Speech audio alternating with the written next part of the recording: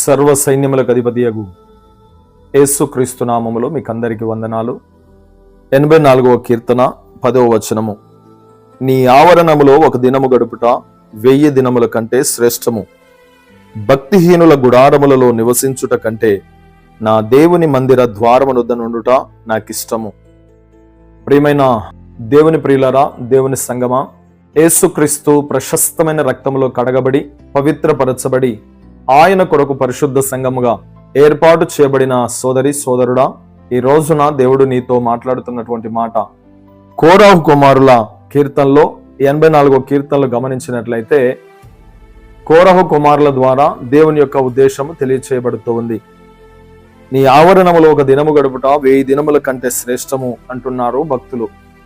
ప్రియులారా, దేవుని మందిరావరణములో గడుపుట శ్రేష్టము అంటే ఇక దేవుని మందిరములోనికే వస్తే ఇంకా ఎంత శ్రేష్టమో ఆలోచన చేయండి.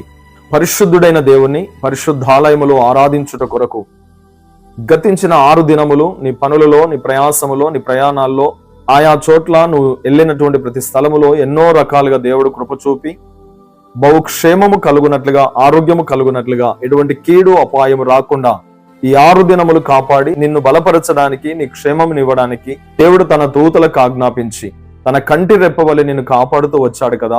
ఈ 7వ రోజున దేవుని సన్నిధికి వచ్చి నీవు ఆరాధించుట వలన నీ క్షేమము కాదా?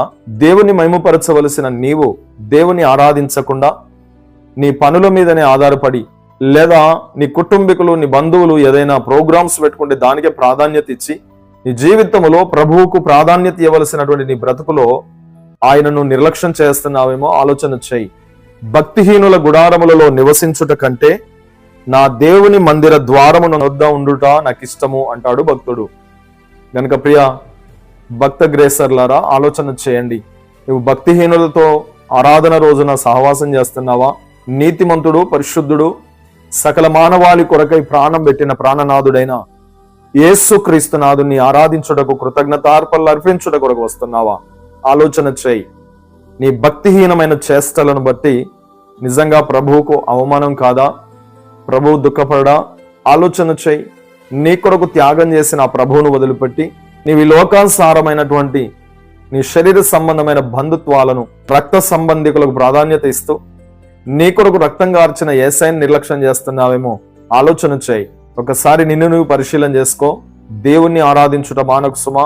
నీకు బ్రతుకునిచ్చినవాడు, జీవితాన్ని ఇచ్చినవాడు, మేలు చేస్తున్నవాడు, నీ వ్యాపారాన్ని, నీ ఉద్యోగాన్ని, నీ పొలములను, నీ పనులను సమస్తమును ఆశీర్వదిస్తున్న జీవాధిపతి అయిన యేసుక్రీస్తు నాథునికి మహిమకరంగా జీవించు.